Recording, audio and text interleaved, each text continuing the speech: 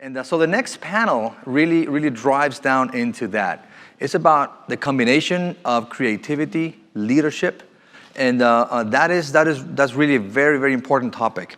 Our moderator for this topic is Katie Sorensen. She is the founder, president, and CEO of Good Government Initiative at the University of Miami. Which is basically a program that allows different officials for both state and local to engage with the different individuals at the government state. So she has been really working with the government for many years.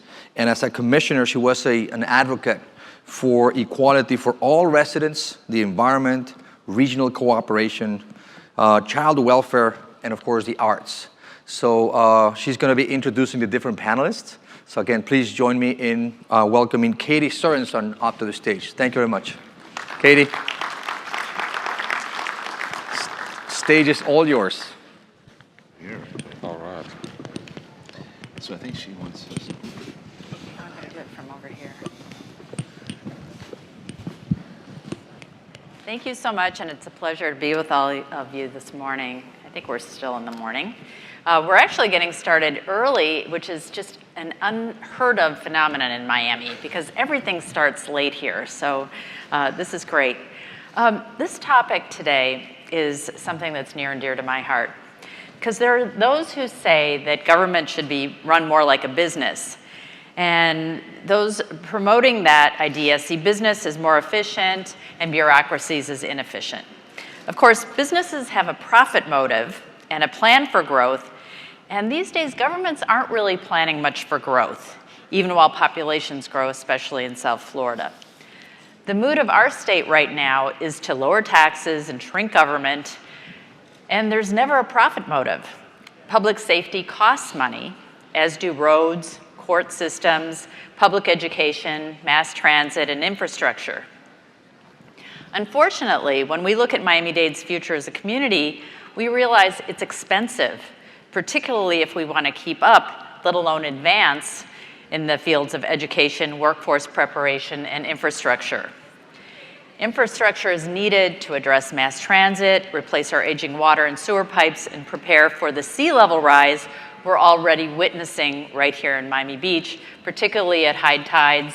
When high tides and the full moon and everything converges, we are seeing flooding on sunny days on Alton Road.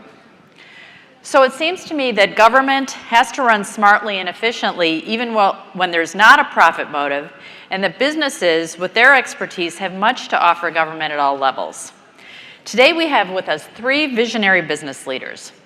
Thomas Reichert, and please, gentlemen, please come on up as I call your names. Thomas Reichert, Chairman of North America for the Boston Consulting Group. Jorge Benitez, local guy, Chief Executive United States and Senior Managing Director for North America. And David Frigstad, Chairman of Frost & Sullivan. You have their bios in your program, so I won't go into long introductions, but I do want to tell you a couple of interesting things about them. Tom is in a family where there are 5 members of the family and they have 12 passports. So you see they're always on the go. Jorge won first prize in a science fair for doing a splenectomy on a mouse. You know what spleens are? Apparently mice can live without them, and he discovered this at the age of 13. And David raises koi fish and bees in his spare time. And he says that the koi fish mostly just feed the herons. But bees are really important because we're losing them. So I'm happy to report that he's working on bees and planting poppies on the hillside. He may have another industry going on too that we're not aware of, but planting poppies in the hillside of California. So gentlemen, thank you for being with us. Welcome to all of you. Please give them a round of applause. Thank you. So my first question is for Tom. You've been a leader in the area of IT and digitization for companies. Can you talk to us about the benefits of digitization and the successes you've observed in particular companies in terms of performance, workforce dynamics, and the like? Yes, we see, and I want to also talk about that in the contrast with the government side, as you just mentioned that in the entry of the We see a huge wave coming through the digitization and the broader technology changes that are underway. And many of you are here today because that is the case, and this whole conference has that as a theme, which we are very, very happy to be part of in there. We probably see the three biggest areas where there's probably also some quite relevance for the government side in here is everything that is around the customer interaction touch points, and we've seen many things over the course of the day and the weekend here already in there. Citizen-centric activities, multi-channel for our corporate clients is just a huge, huge topic, across the board. And we've seen, a lot of this happened in the government side as well. You see more of the website functionality being built out. We see more applications being launched and apps, around. One of my favorite apps is, up where I live in the further north, you can report the potholes, after the winter.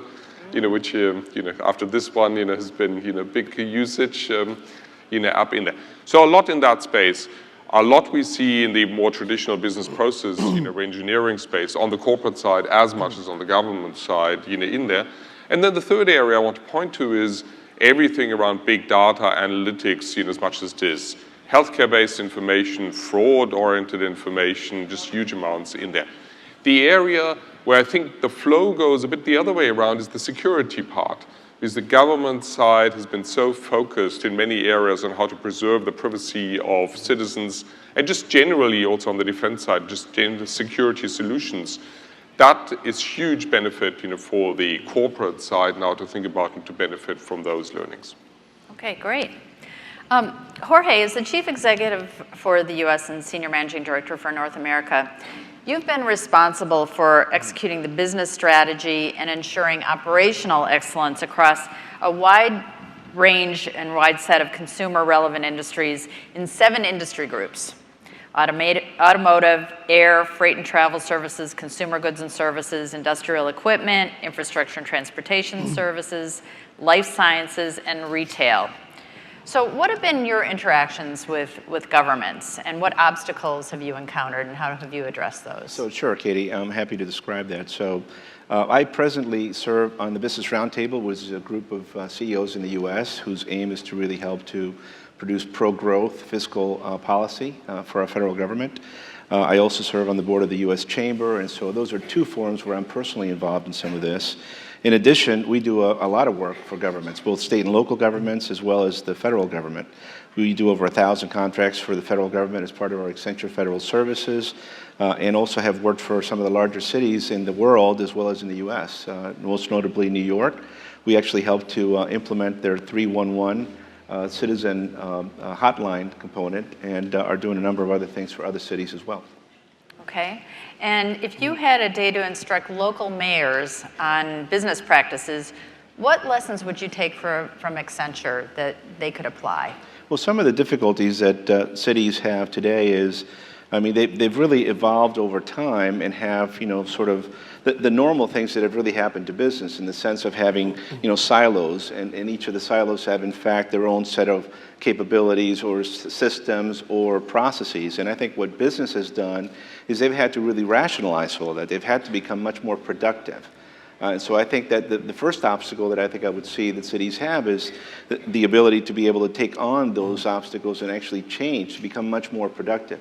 The more progressive cities, though, are figuring out how to do that, because when you can become more productive by consolidating platforms, by rationalizing servers, or a number of other things that frankly free up resources, they can then redeploy that investment, that funding, to do other things. Much, much more targeted to really the consumer side, the citizens, and being able to provide better services. You mentioned, Tom, the potholes example. Imagine if we could report to our local city governments the things that are wrong, and do that and engage with our local governments in ways that allow us to help them, right? I was at an event with the Dade County Mayor Jimenez on Friday, and he talked about how he's very proud, and I think we should all be. We've done some things here in Miami to really get greater engagement with the local citizen community. If we could engage more so, really, with our local governments, I think we'll be in a position to do a lot more good.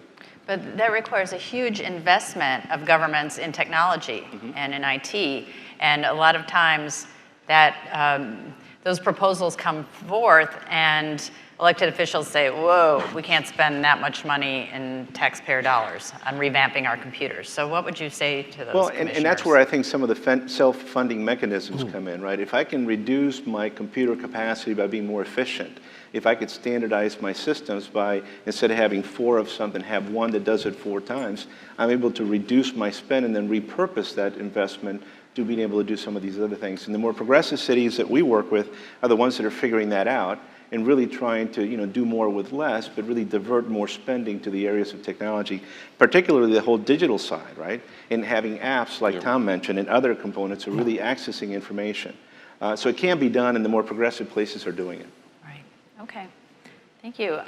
David Frigstedt, you live in Silicon Valley, and you do research on economic development. What can local government and state government learn from what you've done? Well, it's not from what I've done, but it's really, one of the big questions I always get is how do we bring Silicon Valley to our city, to our country? And they want to recreate the magic of Silicon Valley. So every week there's another government rolling through the city. So we've spent a lot of time studying what happened in Silicon Valley. And I just moderated a panel called The Legends of Silicon Valley, where we had all the billionaires on stage. And I asked them, what's the role of government? And every single one of these guys slammed his fist on the table and said, no government, keep government out, that's why we're successful. And on that one, I disagree, because the transcontinental railroads system was built by Stanford. Stanford's a big part of the valley. Then we had the highway system, and then the internet, and then the space. So government has a big role to play with stimulating the economy. But it has to be more of a visionary leadership role in government. So government has to be looking forward like they did in space or like they've done supporting the internet. And if the government will do that, which not all governments do because they change leaderships too often, I think that's the big thing to learn, is invest more time in the future, events like this on smart cities, because it's incredibly complex. What's going on, what I've seen this week with the systems of what cities actually have to understand to create the right government to stimulate the economy. Well, you use the term visionary, and you also have talked about in the past visionary innovation. What does that mean exactly? Well, a lot of people say innovation is probably the most overused word in our language today, because I like to say it's not faster, cheaper, better, because so many things are called innovative when it's a different color, it's cheaper, it's better. When we say visionary innovation, we like to talk about leapfrogging, let's say the next 10 years, or getting in front of the tsunami wave of disruption that's coming for so many businesses, and really finding the unmet needs of what's going to happen in the future. So we see, for example, the transportation industry is on the verge of collapse as we move to connected cars, autonomous driving cars. It changes parking, it changes licensing, all these things. So visionary innovation is the company that realizes we won't have airbags. A car won't weigh 3,000 pounds. A car won't use the current fuel systems it uses. That's what we mean by that. So it's really getting ahead of the next big changes. And you've also talked about in the past about the importance of investing in the future, yet so many companies are just focused on the next quarter earnings and not thinking about those future things. So the leapfrogging is part of it, but so companies ought to be thinking more strategically into the future. Governments should as well, and part of the problem, I think, with government, now that term limits are so popular, is that nobody wants to think long-term. The public loves the idea of term limits. So they're going to be out in 8 years. But who's thinking about 20 years down the line? So I'm getting off into a tangent. But how do you get into, or what would you recommend to companies and to governments in terms of positioning themselves to think longer term? It's a huge problem, because in the business side, you wouldn't hire a CEO for a 4-year term. It would just ruin your company. But all politics all over the world, for the most part, are short term. So one of the things that we see is people talk about the future and how important it is, but they don't really know how to invest in the future. So to really sit down and have a think tank to go through all the data, go through all the systems, to talk to all the thought leaders, and really collaboratively come up with the visionary scenarios that they need to do. Because I think what I find very interesting right now is governments are starting to compete on the future of employability like never before. People are the politicians around the planet are thinking, what industries do we have to invest in? What do we have to do in our economy to keep people? And certainly I saw this in Miami with the mayor, and what he talked about is, how do we create an economy here that attracts the talent, that attracts the businesses, that grows jobs?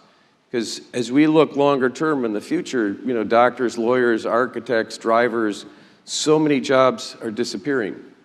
And so to invest in the future, I think you need to come to events like this and spend more time doing a much, much deeper dive than we do. And on the corporate side, it's appalling how CEOs say they're visionary, how they're looking forward.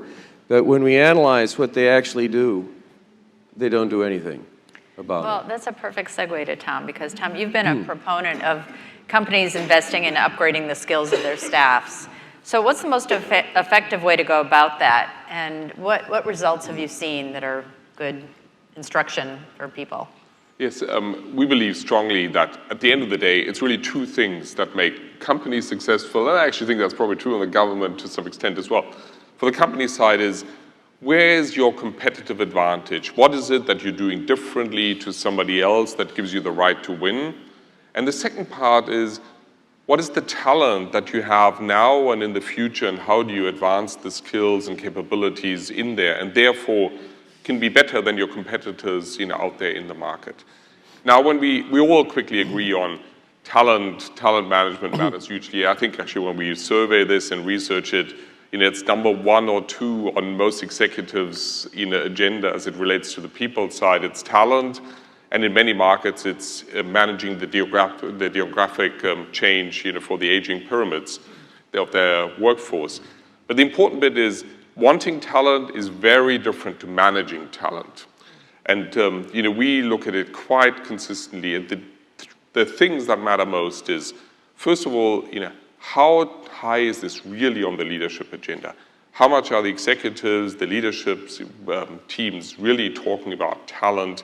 And they're putting programs in place, and they have to be very different. Talent management programs have to be very different on the recruiting side, to what the next generation of high potentials is, to what senior leaders are, and then what the right exposures are. I can tell you, one of my clients is very adamant that for every board interaction they have, it is one of their up-and-comers who's presenting to the board, not the executive who's trying to manage her or his cloud, but it is one of the next up-and-comers, so that the board also gets a view on what the talent is that is coming through. My sense is that conversation is not so different on the government side. These are big organizations that have to be managed. The topics of keeping people engaged, recruiting for the right skills, building out the skills is exactly the same. And then also the more dynamic parts, you know, that the government is producing. And when you look at the federal side, you know, the Office of Financial Stability that was put in place a couple of years ago when the TAR program was put out, you know, very quickly it needed high quality talent, and not only out of the government side, but government and the private sector. So how to make those moves work? I actually think a lot of the principles of the commercial side, you know, just apply the same way. Okay, so what would be the best investment with that workforce? My sense is, so I actually think in 2 ways. The first one is the broad engagement of the workforce. Broad company engagement makes all the difference in performance of companies on the commercial side at the end of the day as well. So why is everybody in the company coming to work every day? And many startups and many new companies have figured out how to do a lot of that. The second bit is, where are the high potentials that are going to run this company in 5 years, in 7 years? And what is the targeted one-on-one development opportunities that are there? Same on the government side. Okay, good. Jorge, you've also talked about the importance of an educated and skilled workforce, particularly in the area of STEM, science, technology, engineering, and math. I guess that's what STEM stands for. We have legislators who talk about the importance of STEM, and then they reduce funds for public education. And some of them also refuse to look at scientific evidence, even when it's right in front of their noses. I'm thinking particularly about sea level rise being right here in Miami Beach, and where we're ground zero. So what should businesses be doing to influence their elected officials to invest in education? So I think businesses need to do a lot more. And let me sort of describe this. Because for me, education is a foundation item, right? It's the item that allows people to move into the middle class. It's the item that allows the creation of wealth. It's the item that really provides for us all to be able to improve our standard of living, right? So as a big employer, and you know, at Accenture, we'll hire 50, 70,000 people this year, right? And about probably 7,000 in the US alone. The biggest gating factor that I have to be able to hire more is just the talent that's available there. I just don't have enough. So I have to create my own training programs. I have to create all kinds of other frameworks to allow me to sort of produce that talent. And so I go back to the education system and says what we have today isn't working.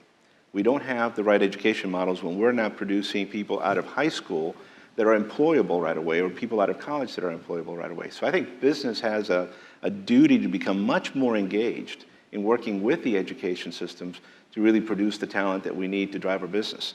If you just focus on STEM alone, right, the need for STEM skills, again, science, technology, engineering, and math, is going to proliferate. And as a technology company, I can tell you that there isn't enough of that today.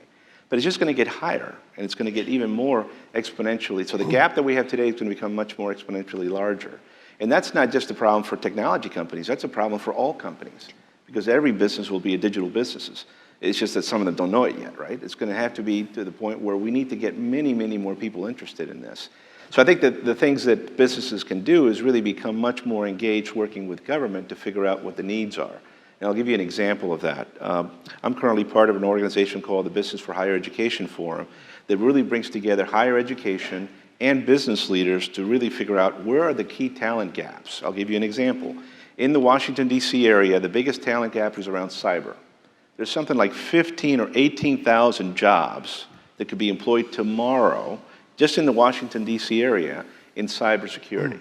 And we're producing, I think it's only like 800 graduates a year. We're never going to be able to deal with that shortage, right? So what they're doing is they're saying, well, how do we create more specific curriculum? And the businesses are actually defining the curriculum, working jointly with the higher ed organizations, University of Maryland and a couple of other schools, to figure out how we do that. And they're tripling or quadrupling the number of students coming out with cyber degrees that are going to be employed like that. So that's one example that I think where business is really coming together with government. Now, do you think there's a role that businesses can play in educating particularly elected officials? Because I think there is this just giant disconnect.